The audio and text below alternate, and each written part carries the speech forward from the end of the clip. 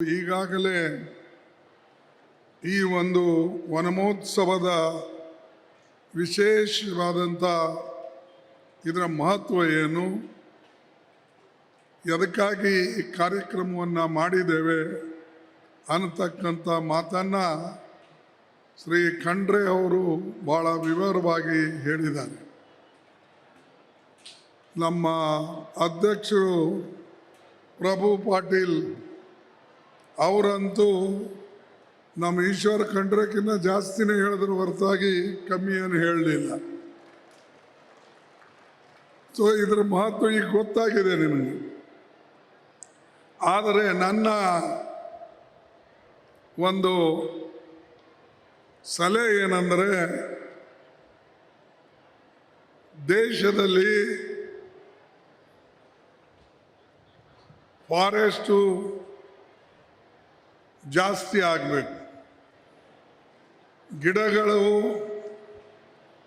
ಎಲ್ಲ ಕಡೆ ನೆಡಬೇಕು, ರೋಡ್ ಸೈಡ್ನು ನೀವು ಹೆಚ್ಚಿನ ಗಿಡಗಳ ಹಾಕಿ ಅದರ ರಕ್ಷಣೆ ಮಾಡಬೇಕು. ನಾನು ಉಸ್ತುವಾರಿ ಸಚಿವರಿದ್ದಾಗ ಸ್ವಲ್ಪ ಪ್ರಯತ್ನ ಮಾಡಿದೆ. ಈ ರೋಡದ ಅಕ್ಕಪಕ್ಕದಲ್ಲಿ ಗಿಡಗಳು ಹಚ್ಚಬೇಕು ಅಂಥೇಳಿ ನಾವು ಪ್ರತಿ ವರ್ಷ ಸ್ವಲ್ಪ ಪ್ರಯತ್ನ ಮಾಡ್ತಿದ್ದೇವೆ.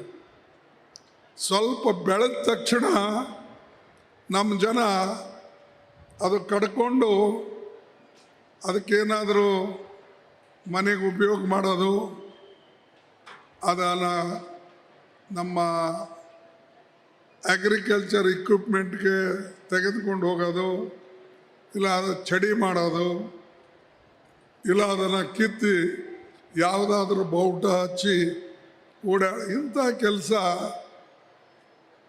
ನಮ್ಮ ಜನ ಭಾಳ ಮಾಡ್ತಾರೆ. ನಿಮಗೆ ಬೆಳೆಸೋಕ್ಕಾಗಲಿಲ್ಲ ಅಂದರೆ ನಿಮಗೆ ಕಡೆಯ ಅಧಿಕಾರವೂ ಕೂಡ ಇಲ್ಲ. ಬೆಳೆದ ಮೇಲೆ ಬೇಕಾದ್ರೆ ಅದು ಒಣಗಿತ್ತಂದರೆ ಅಥವಾ ಅದಕ್ಕೆ ಯಾವುದೇ ಒಂದು ಕಾರಣದಿಂದ ಆ ಗಿಡ ಕೆಲಸಕ್ಕೆ ಬರಲಿಲ್ಲ ಅಂದರೆ ನೀವು ಒಡೆದು ಅಥವಾ ನೀವು ತೆಗೆದು ಅದಕ್ಕೆ ನಿಮ್ಮ ಸಾಧನಗಳನ್ನು ಮಾಡ್ಕೋಬೇಕು.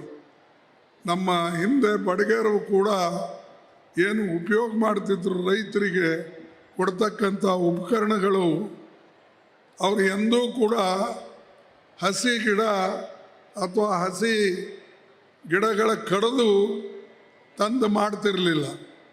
ಅವರು ಖರೀದಿ ಮಾಡಿ ಗಿಡಗಳನ್ನು ಯಾವಾಗ ಸಿಗ್ತಿತ್ತೋ ಅದನ್ನು ವರ್ಷಗಟ್ಟಲೆ ಒಣಗಿಸಿ ಅದರ ಉಪಯೋಗ ಮಾಡ್ತಿದ್ರು. ಆದರೆ ಈಗ ನಾವು ನೋಡ್ತೇವೆ, ಒಳ್ಳೆ ಗಿಡಗಳು, ಹಸಿರು ಗಿಡಗಳೇ ಕಡಿತಾರೆ ಮತ್ತು ಸಾಕಷ್ಟು ಅದರ ದುರುಪಯೋಗ ಕೂಡ ಆಗ್ತಾ ಇದೆ. ಅದಕ್ಕಾಗಿ ನಮ್ಮವರು ಈ ಕಡೆ ಲಕ್ಷ್ಯ ಕೊಡ್ತಕ್ಕಂಥದ್ದು ಭಾಳ ಮುಖ್ಯ. ಇಡೀ ಭಾರತ ದೇಶದಲ್ಲಿ ನಮ್ಮ ಫಾರೆಸ್ಟ್ ರಿಪೋರ್ಟ್ ಪ್ರಕಾರ ಆವರೇಜ್ 25.15% ನಮ್ಮ ಜೋಗ್ರಾಫಿಕಲ್ ಏರಿಯಾದಲ್ಲಿ ಇವತ್ತು ಅಸ್ತಿತ್ವದಲ್ಲಿದೆ. ಆದರೆ 25% ಇದು ಸಾಲದು. ಕನಿಷ್ಠ ಅಂದರೆ 33% ಆದರೂ ಇರಬೇಕು. ಆವಾಗ ಮಾತ್ರ ಅಲ್ಲಿ ತಂಪಿರ್ತದೆ, ನೀರು ಸಿಗ್ತದೆ, ಜನರಿಗೆ ಆಕ್ಸಿಜನ್ ಸಿಗ್ತದೆ. ಇವು ಎಲ್ಲನೂ ಕೂಡ ನಮ್ಮ ಜನರಿಗೆ ನಮ್ಮ ಹೆಚ್ಚಿನ ಹೆಲ್ತ್ ಕಾಪಾಡ್ಕೋಬೇಕು ಅಂದರೆ ನಾವು ಆಕ್ಸಿಜನ್ ಕಡೆ ಮತ್ತು ಈ ಗಿಡಗಳ ಹಚ್ಚದ ಕಡೆ ಹೆಚ್ಚಿನ ಲಕ್ಷ್ಯವನ್ನು ನಾವು ಕೊಡಬೇಕು. ನಾವು ಅನೇಕ ಸಾರಿ ನೋಡ್ತೇವೆ, ಯಾವುದಾದ್ರೂ ಒಂದು ಗಿಡ ಕಡಿತಿದ್ರಂದರೆ ಅದು ಗಿಡ ಕಡಿಬಾರ್ದು ಅಂತ ಹೇಳಿದ್ರೆ ಏನ್ರಿ ಅದು ನಿಮ್ಮದನ ಸರ್ಕಾರದ ಸರಿ ಸರ್ಕಾರದಿದೆ. ಸರ್ಕಾರ ನಿಮ್ಮ ಉಪಯೋಗಕ್ಕಾಗಿ ಮಾಡಿದ್ದದು, ಕಡೆಕ್ ಮಾಡಿಲ್ಲ, ನಿಮ್ಮ ರಕ್ಷಣೆಗಾಗಿ. ಇವತ್ತು ಎಷ್ಟೋ ಜನ ಆಕ್ಸಿಜನ್ ಇಲ್ಲ, ಅದರ ಕೊರತೆಯಿಂದ ಈಗ ನೋಡಿ ಹೃದಯಘಾತದಿಂದ ಎಷ್ಟು ಜನ ಸಾಯ್ತಾ ಇದ್ದಾರೆ ದಿನ. ಆ ಹಾಸನದಲ್ಲಂತೂ ದಿನ ಕಾಂಪಿಟೇಷನ್ ಇದ್ದಂಗಿದೆ. ಎಷ್ಟು ಕಷ್ಟ ಆಗಿದೆ. ಸಣ್ಣ ಸಣ್ಣ ಮಕ್ಕಳು ಹೃದಯಘಾತದಿಂದ ಅವರು ಸಾಯ್ತಾ ಇದ್ದಾರೆ. ಬೇರೆ ಕಡೆನೂ ಕೂಡ ಚಿಕ್ಕ ಮಕ್ಕಳು, ಓದಕ್ಕೆ ಹೋಗೋರು, ಕೆಲಸ ಮಾಡೋರು, ಅನೇಕ ಜನ ಇವತ್ತಿನ ದಿವಸ ಹಾರ್ಟ್ ಅಟ್ಯಾಕ್ ಆಗಿ ಅವರು ಸಾಯ್ತಾ ಇದ್ದಾರೆ. ಇವರು ಬದುಕಬೇಕಾದ್ರೆ ಇವರಿಗೆ ಸ್ವಚ್ಛ ನೀರು ಬೇಕು, ಸ್ವಚ್ಛ ಗಾಳಿ ಬೇಕು, ಮತ್ತು ಆಕ್ಸಿಜನ್ ಸರಿಯಾಗಿ ಬೇಕು. ಇದು ಇಲ್ಲ ಅಂದರೆ ಮನುಷ್ಯ ಬದುಕಕ್ಕೆ ಸಾಧ್ಯ ಇಲ್ಲ. ಮತ್ತು ಅದಕ್ಕಾಗಿ ಹಿಂದಿನ ಋಷಿಗಳು, ಮಹಾಪುರುಷರು ಗಿಡದ ಕೆಳಗೆ ಕುಂತೆ ಅವರು ತಪಸ್ಸೆ ಮಾಡ್ತಿದ್ರು. ಮಹಾತ್ಮ ಬುದ್ಧನು ಕೂಡ ನಮ್ಮ ಬೋಧಿ ವೃಕ್ಷದ ಕೆಳಗೆ ಅವರು ತಪಸ್ಸೆ ಮಾಡಿ ಆ ಜ್ಞಾನವನ್ನು ಸಂಪಾದನೆ ಮಾಡಿ ಯೋಚನೆ ಮಾಡಿ ಪ್ರಪಂಚದಲ್ಲಿ ಮನುಷ್ಯ ಹೇಗಿರಬೇಕು, ಹೇಗೆ ಬದುಕಬೇಕು, ಯಾವ ರೀತಿಯಾಗಿ ನಡಿಬೇಕು ಅನ್ನತಕ್ಕಂಥದ್ದನ್ನು ಆ ಗಿಡ ಕೆಳಗೆ ಕುಂತು ಯೋಚನೆ ಮಾಡಿದ ಮೇಲೆ ಪ್ರಪಂಚದ ದಾರಿಗಳು ಅವ್ರಿಗೆ ಕಂಡಿತು. ಹಿಂಗೆ ಹಿಂದಿನ ಅನೇಕ ಋಷಿಗಳನ್ನು ಕೂಡ ಅದೇ ರೀತಿಯಾಗಿ ನೀವು ನೋಡ್ತೀರಿ, ಗಿಡ ಕೆಳಗೆ ಕುಂತು ಅವರು ತಪಸ್ಸೆ ಮಾಡಿದ್ದಾರೆ. ಅದಕ್ಕಾಗಿ ಇಲ್ಲಿ ನಮ್ಮ ದೇಶದಲ್ಲಿ 25.17 ಇದೆ. ಆದರೆ ನಮಗೆ ಅವಶ್ಯ ಇರೋದು 33%ಗಿಂತಲೂ ಹೆಚ್ಚಿಗೆ ಇರಬೇಕು ಅಂತ. ಆದರೆ ನಮ್ಮ ಕರ್ನಾಟಕದಲ್ಲಿ 25% ಇಲ್ಲ. ನಾವು ಕೇವಲ 21% ನಾವು ಈಗಿದ್ದೇವೆ. ಅಂದರೆ ನಮಗಿನ್ನೂ ಹೆಚ್ಚು ಕಡಿಮೆ 12% ಕಡಿಮೆ ಇದೆ. ಬೇರೆ ರಾಜ್ಯಗಳಿಗೆ ಹೋಲಿಸಿದಾಗ ನಾವು 4% ಕಮ್ಮಿ ಇದ್ದೇವೆ. ಆದರೆ ಇಡೀ ದೇಶದ ಒಂದು ಏನು ಮಾಪದಂಡ ಇದೆ ಅದಕ್ಕೆ ಹೋಲಿಸಿದ್ರೆ ಸುಮಾರು 11% ನಾವು ಕಮ್ಮಿ ಇದ್ದೇವೆ. 11-12%. ಇದು ನಾವು ಹೇಗೆ ನೀಗಿಸಬೇಕು? ಅದಕ್ಕಾಗಿ ರೋಡ್ ಸೈಡ್ ಗಿಡಗಳು ಹಚ್ಚಬೇಕು, ಶಾಲೆ ಮುಂದೆ ಗಿಡ ಹಚ್ಚಬೇಕು, ಮನೆ ಮುಂದೆ ಹಚ್ಚಬೇಕು. ನಿಮ್ಮ ಹೊಲದಲ್ಲಿಯೂ ಕೂಡ ಎಲ್ಲೆಲ್ಲಿ ಅದರ ನೆರಳಿಂದ ನಮ್ಮ ಬೆಳೆಗಳು ಹಾಳಾಗ್ತಾವೋ ಅದನ್ನು ಬಿಟ್ಟು ನೀವು ಆ ಭಾಗದಲ್ಲಿ ಕೂಡ ಹಚ್ಕೊಳ್ಬೇಕು, ಗಿಡ ಹಚ್ಚಬೇಕು. ಇದು ಬಹಳ ಮುಖ್ಯ. ಪ್ರತಿಯೊಂದು ಮನುಷ್ಯ ಪ್ರತಿ ಮನೆ ಮುಂದೆ 2 ಗಿಡ ಹಚ್ಚಿದ್ರೂ ಸಾಕು.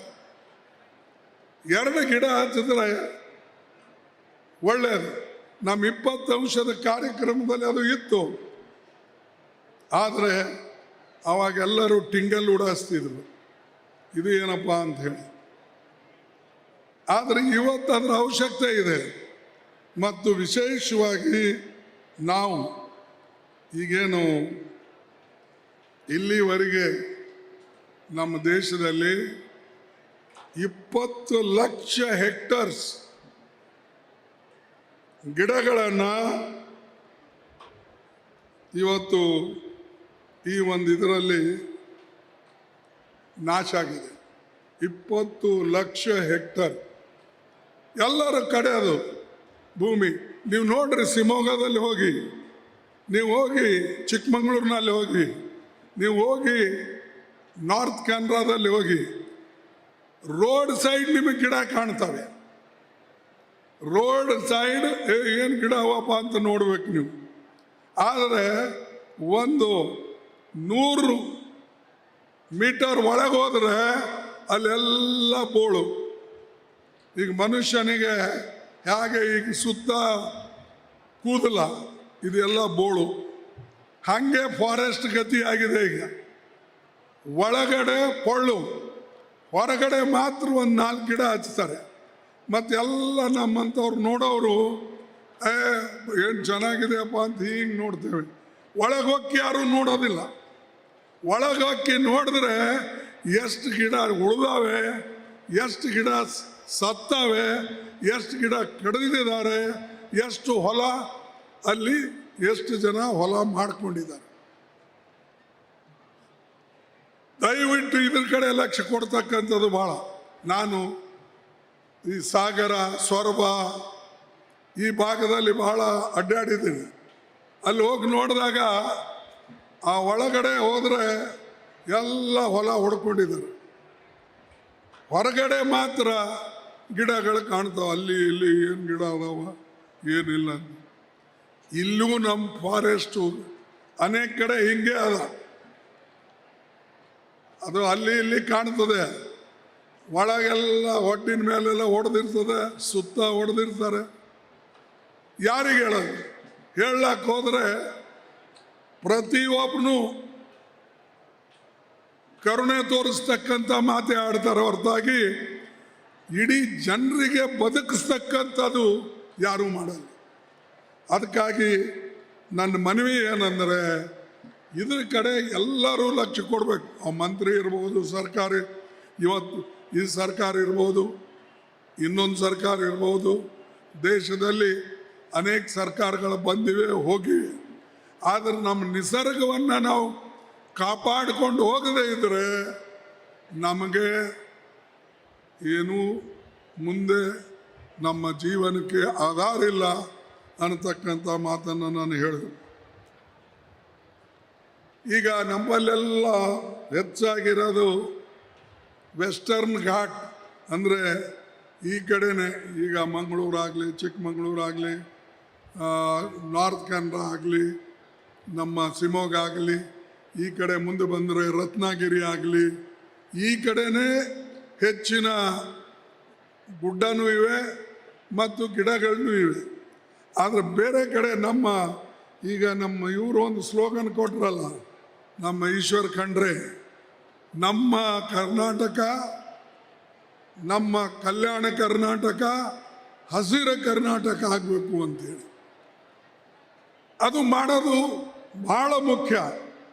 ನಮ್ಮಲ್ಲಿ ಬಂದವರೆಲ್ಲ ಮ್ಯಾಲಿಂದ ಫ್ಲೈಟ್ನಾಗೂ ನೀವು ನೋಡಿ, ಕೆಳಗಿಂದ ನಡ್ಕೋತ ರೋಡ್ಲಿಂದ ಹೋಗಿ ಗಿಡ ಒಂದೂ ಕಾಣಲ್ಲ. ಬ್ಯಾಸ್ಗ್ಯಾಗಂತೂ ಬನ ಬನ ಬನ. ಎಲ್ಲರ ಜನ ರೈತ ಸೋತು ನೇಗಲ್ ಹೊಡೆದು, ಕುಂಟಿ ಹೊಡೆದು, ಕೂರ್ಗಿ ಹಾಕಿ, ಬೀಜ ಹಾಕಿ, ಸೋತಾಗ ನೆರಳಿಗೆ ಕೂಡ್ಬೇಕಂದ್ರೂ ಅವನು ಹೊಲದಲ್ಲಿ ಗಿಡ ಇರೋದು, ಇನ್ನೊಬ್ರು ಹೊಲ್ದಾಗ ಕೂಡ್ತಾನೆ ಹೋಗಿ ಎಲ್ಲಿ ಗಿಡ ಇದೆ ಅಲ್ಲಿ. ನೀವು ನೋಡಿರಿ, ತನ್ನ ಹೊಲದಾಗೆ ಒಂದು ಸುತ್ತ ಹಾಕಲ್ಲ, ಒಂದೆರಡು ಬೆಳೆಸಲ್ಲ. ಇದು ಭಾಳ ಮಹತ್ವದ್ದು. ಇದ್ರ ಕಡೆ ನೀವು ಲಕ್ಷ್ಯ ಕೊಡಿ.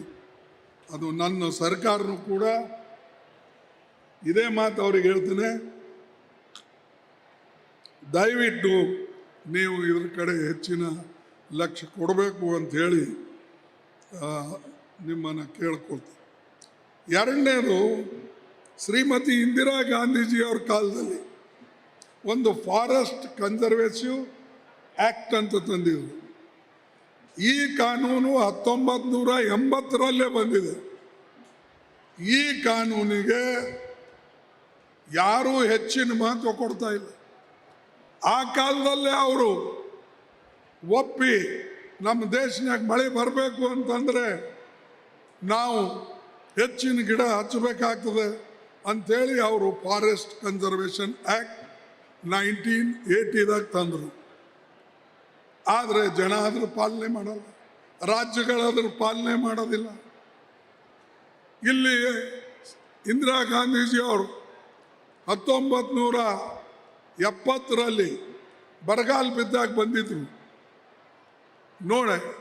ಅದನ್ನು ಅವರು ಸಾಕಷ್ಟು ನೆನಪಿನಲ್ಲಿ ಇಟ್ಕೊಂಡು ಮತ್ತು ಬೇರೆ ಬೇರೆ ಪ್ರದೇಶನಲ್ಲೂ ಕೂಡ ಅವರು ಅಡ್ಡಾಡಿದಾಗ ಗಿಡ ಭಾಳ ಇಂಪಾರ್ಟೆಂಟು ಅಂತ ಹೇಳಿ ತಿಳ್ಕೊಂಡು ಅವರು ಮುಂದೆ 80ರಲ್ಲಿ ಅಧಿಕಾರಕ್ಕೆ ಬಂದಾಗ ಒಂದು ಫಾರೆಸ್ಟ್ ಕನ್ಸರ್ವೇಷನ್ ಆ್ಯಕ್ಟ್ ಅಂತ ಹೇಳಿ 1980ರಲ್ಲಿ ಅವರು ತಂದು ಒಂದು ದೊಡ್ಡ ಉಪಕಾರವನ್ನು ಈ ದೇಶದ ಮೇಲೆ ಮಾಡಿದ್ರು. ಆದರೆ ಅದರ ಬಗ್ಗೆನೂ ನಾವು ಯೋಚನೆ ಮಾಡಬೇಕು. ಈ ಕಾನೂನು ಬಗ್ಗೆನೂ ಕೂಡ ನಾವು ಹೇಗೆ ರಕ್ಷಣೆ ಮಾಡಬೇಕು ಅಂತ ಹೇಳಿ. ಇನ್ನೊಂದು ಡಾಕ್ಟರ್ ಮನಮೋಹನ್ ಸಿಂಗ್ ಅವ್ರ ಕಾಲದಲ್ಲಿ UPA ಸರ್ಕಾರದಲ್ಲಿ ನಾವು ಮಂತ್ರಿಗಳಾಗಿದ್ದಾಗ ಆವಾಗೊಂದು ಕಾನೂನು ಬಂತು. ಯಾವುದು? Forest rights act. Forest rights act ಅಂದರೆ ಫಾರೆಸ್ಟ್ನಾಗ ಇರ್ತಕ್ಕಂಥ ಜನ ಯಾರು ಅಲ್ಲಿ ವಾಸ ಮಾಡ್ತಾರೋ ಅವರು ಅದರ ರಕ್ಷಣೆ ಮಾಡೋಕ್ಕೆ ಅವಕಾಶ ಮಾಡಿಕೊಡ್ಬೇಕು.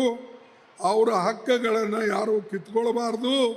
ಸಣ್ಣ ಪುಟ್ಟ ಅಲ್ಲಿನ ಏನೇ ಉತ್ಪನ್ನ ಬರ್ತದೆ ಅವರಿಗೆ ಬದುಕಾಕೆ ಇದು ಅವಕಾಶ ಆಗಬೇಕು ಅಂಥೇಳಿ ಮನಮೋಹನ್ ಸಿಂಗ್ ಅವರು ಕೂಡ ಒಂದು ಕಾನೂನನ್ನು ತಂದರು. ಅದು ಕೂಡ ರಕ್ಷಣೆ ನಾವು ಮಾಡ್ತಾ ಇಲ್ಲ. ನಾವಂದರೆ ಇಡೀ ದೇಶದಾಗ, ನಾವೊಂದು ರಾಜ್ಯದ ಮಾತು ಹೇಳ್ತಾ ಇಲ್ಲ. ಇದರಿಂದ ದೊಡ್ಡ ಅನಾಹುತ ಇವತ್ತು ನಮಗೆ ಆಗ್ತಾ ಇದೆ. ಆಮೇಲೆ ಈಗೇನು ಅಫೋರ್ಸ್ಟೇಷನ್ ಮಾತಾಡಿದ್ರು, national afforestation programme, green India mission, ಇದರ ಬುನಿಯಾದಿಯನ್ನು ನಾವು ಹಾಕಿದ್ದೇವೆ. ಆದರೆ ಅದೂ ಕೂಡ ನಾವು ಪಾಲನೆ ಮಾಡ್ತಾ ಇಲ್ಲ. ನಮ್ಮ ಸರ್ಕಾರಗಳು ಕೂಡ, ಯಾವ ರಾಜ್ಯ ಸರ್ಕಾರ ಕೂಡ ಅದರ ಪಾಲನೆ ಮಾಡ್ತಾ ಇಲ್ಲ. ಹೀಗಾಗಿ ಇವತ್ತು ನಾವು ನಮ್ಮ ವಾತಾವರಣವನ್ನು ಕೆಡಿಸ್ಕೊಳ್ತಾ ಇದ್ದೀವಿ.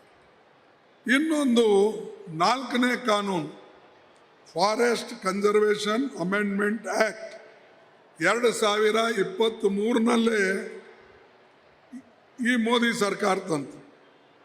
ಬಂದ ಮೇಲೆ ಅವರು ಕೂಡ ಒಂದು ಇದ್ರ ಮೇಲೆ ಅವಕಾಶ, ಒಂದು ಆ್ಯಕ್ಷನ್ ತಗೊಳ್ಳಿಲ್ಲ, ಒಂದು ಇದನ್ನು ಬೆಳೆಸಲಿಕ್ಕೆ ಏನೂ ಮಾಡಲಿಲ್ಲ. ಹೀಗಾಗಿ ನಾವು ನಮ್ಮ ಹಿತರಕ್ಷಣೆಯನ್ನು ನಾವು ಕಾಪಾಡಿಕೊಂಡು ಹೋಗದೆ ಹೋದರೆ ಖಂಡಿತವಾಗಿ ನಾವು ಮುಂದೆ ಬರ್ತಕ್ಕಂಥ ದಿನದಲ್ಲಿ ನೀರಿನ ಕೊರತೆಗಾಗಿ, ಆಕ್ಸಿಜನ್ ಕೊರತೆಗಾಗಿ ನಮ್ಮ ಹೆಲ್ತು ಕೂಡ ಕೆಟ್ಟು ಹೋಗ್ತಕ್ಕಂಥ ಒಂದು ಪರಿಸ್ಥಿತಿ ಬರ್ತದೆ. ಅದಕ್ಕೆ ನಾನು ಈಶ್ವರ್ ಖಂಡ್ರೆ ಅವರಿಗೆ ಮತ್ತು ಇಲ್ಲಿರ್ತಕ್ಕಂಥ ಮಂತ್ರಿಗಳಿಗೆ ನಮ್ಮ ರಾಜ್ಯರ ಸ್ವಲ್ಪ ಸುಖವಾಗಿ ಮಾಡಿಕೊಳ್ಬೇಕು. ದೇಶದಾಗೆ ಎಲ್ಲ ಕಡೆ ಆಗಬೇಕು, ಇದು ಒಂದು ಮಾತು. ಆದರೆ ನಾವು ಸ್ವಲ್ಪ ಈ ಕಡೆ ಹೆಚ್ಚಿನ ಲಕ್ಷ್ಯ ಕೊಟ್ಟರೆ, ಯಾಕಂದರೆ ನಮ್ಮಲ್ಲಿ ದೊಡ್ಡ ದೊಡ್ಡ ಡ್ಯಾಮ್ಗಳಿವೆ. ಆಲ್ಮಟ್ಟಿ ಡ್ಯಾಮ್ ಇದೆ, ನಮ್ಮ ಇದು ಯಾವುದು ನಮ್ಮ ನೀರು ಬರ್ತದೆ ಆಲ್ಮಟ್ಟಿ ಡ್ಯಾಮ್ ಕೆಳಗೆ ನಮ್ಗೆ ಈಗ ಸುರಪುರ್ನಲ್ಲಿರ್ತಕ್ಕಂಥ ಡ್ಯಾಮು. ಅದೇ ರೀತಿಯಾಗಿ ಪ್ರತಿಯೊಂದು ಬ್ಯಾರೇಜ್ ಬಲ್ಲಿ ನೀರು ನಿಲ್ತವೆ, ನಾವು ಅಲ್ಲೂ ಮಾಡಲ್ಲ. ಈಗ ಕಾರಂಜ ಡ್ಯಾಮ್ ಇದೆ. ಅದೇ ರೀತಿಯಾಗಿ ಇಡೀ ನಮ್ಮ ತುಂಗಭದ್ರಾ ಮೇಲೆ, ಆಮೇಲೆ ನಮ್ಮ ಭೀಮಾ ರಿವರ್ ಮೇಲೆ, ಕೃಷ್ಣಾ ನದಿ ಮೇಲೆ ಮತ್ತು ಆ ಕಡೆ ಫಾರೆಸ್ಟ್ ಇರ್ತಕ್ಕಂಥ ಏರಿಯಾ ಏನಿದೆ, ಅಪ್ಪರ್ ತುಂಗ ಇರ್ಬೋದು, ಭಾಳಷ್ಟಿವೆ. ಬೆಳಗಾಂನಲ್ಲಿ ನದಿಗಳಿವೆ. ಅಲ್ಲೆಲ್ಲನೂ ಕೂಡ ನಾವು ಉಪಯೋಗ ಮಾಡಿಕೊಂಡು ಗಿಡಗಳನ್ನು ಹಚ್ಚಿ ಹಸಿರ ಕಲ್ಯಾಣ ಮಾಡಬೇಕು. ಮತ್ತು ಹೆಚ್ಚಾಗಿ ನಮಗೆ ಬೆಂಬಲವನ್ನು ನೀವು ಕೊಡಬೇಕು. ಮೊದಲು ನಿಮ್ಮ ಮನೆ ಮುಂದಾರ ಹಚ್ಚೋದು ಪ್ರಯತ್ನ ಮಾಡಿ. ಈಗ ಮಕ್ಕಳು ಒಂದೊಂದು ಗಿಡಗಳು ಒಯ್ದರು, ಮಕ್ಕಳು ಪಾಪ ಒಯ್ದು ಅಟ್ಲೀಸ್ಟ್ ನಮ್ಮ ಮನೆ ಮುಂದೆ ಹಚ್ಚಿದಾಗ ಯಾವಾಗ ಅವ್ರು ಇರೋದಿಲ್ಲ ಅವ್ರ ತಂದೆ ತಾಯಾರ ಅಟ್ಲೀಸ್ಟ್ ಒಂದು ಚರಿಗೆ ನೀರು ಹಾಕೋದು ಮಾಡುವುದು. ಇಲ್ಲದ ಅದು ಮಾಡಲಿಲ್ಲ ಅಂದರೆ ಆ ಗಿಡ ಬೆಳೆಯಕ್ಕೆ ಸಾಧ್ಯ ಇಲ್ಲ. ಇಷ್ಟು ನಾನು ಇವತ್ತು ನಿಮಗೆ ಹೇಳ್ತಾ ಇದ್ದೀನಿ. ಅದಕ್ಕಾಗಿ ನಮ್ಮ ದೇಶದಲ್ಲಿ ಸಾಕಷ್ಟು ಫಾರೆಸ್ಟ್ ಇತ್ತು, ಇವತ್ತು ಕಡಿದು ಸುಮಾರು 20 ಲಕ್ಷ ಹೆಕ್ಟರ್ ಭೂಮಿಯನ್ನು ಇವತ್ತು ನಾವು ಫಾರೆಸ್ಟನ್ನು ಕಳ್ಕೊಂಡಿದ್ದೀವಿ. ಅದಕ್ಕೆ ಒಳ್ಳೆ ಫಂಕ್ಷನ್ನು ತಾವೆಲ್ಲ ಆರ್ಗನೈಸ್ ಮಾಡಿದ್ರಿ. ಈಶ್ವರ್ ಖಂಡ್ರೆ ಅವರು ಆಸಕ್ತಿ ವಹಿಸಿ ಎಷ್ಟು ಕೋಟಿ ಗಿಡ ಈಗ ಎಷ್ಟು ಕೋಟಿ ಗಿಡ ಈ ವರ್ಷ 3 ಕೋಟಿ ಗಿಡ ನೆಡ್ತಾರೆ. ಆ 3 ಕೋಟಿ ಗಿಡ ಅದರಲ್ಲಿ ಸುಮಾರು 2.5 ಕೋಟಿ ಆದರೂ ಬದುಕಿದ್ರೆ ನಮ್ಗೆ ಎಷ್ಟೋ ದೊಡ್ಡ ಸಂತೋಷ ಆಗ್ತದೆ. ಇದು ಸರ್ಕಾರ ಕೆಲಸ ಏನಂದ್ರೆ ಸಹಾಯ ಮಾಡೋದು ಅಥವಾ ಮಂತ್ರಿಗಳು ಯೋಜನೆಗಳು ತಂದು ಮಾಡ್ತಾರೆ. ಆದರೆ ಯಾರು ತರ್ತಾರೋ ಅವರೇ ನೀರು ಹಾಕಪ್ಪ ಅಂದರೆ ಹೆಂಗೆ? ಗಿಡ ಕೊಟ್ಟಿರಪ್ಪ, ನೀರೆಲ್ಲಿಂದ ತರಬೇಕಂದ್ರೆ ನೀರು ನೀವು ತಂದು ಹಾಕಬೇಕು. ಅದಕ್ಕಾಗಿ ನಮ್ಮಲ್ಲಿ ಒಂದು ಇದು ಇದೆ, 3 ವರ್ಷದ್ದು ನೀವು ಪ್ಲ್ಯಾನ್ ಮಾಡಿ ಉಳಿಸ್ಕೊಳ್ಳೋದನ್ನು ಅವ್ರ ಕಡೆ ಅಲ್ಲ.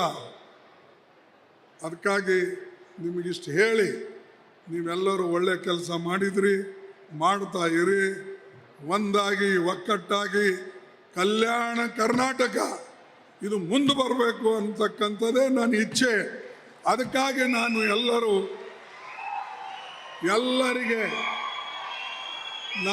ಎಲ್ಲರಿಗೆ ಕೈ ಜೋಡಿಸಿ ಆರ್ಟಿಕಲ್ 371J ಪಾಸ್ ಮಾಡಿಸಿದ್ದು ಇದಕ್ಕಾಗಿ, ನಿಮಗಾಗಿ, ನಿಮ್ಮ ಮಕ್ಕಳಿಗಾಗಿ, ಈ ಭಾಗದ ಜನರಿಗಾಗಿ ನಾವು ಮಾಡಿದ್ದೇವೆ.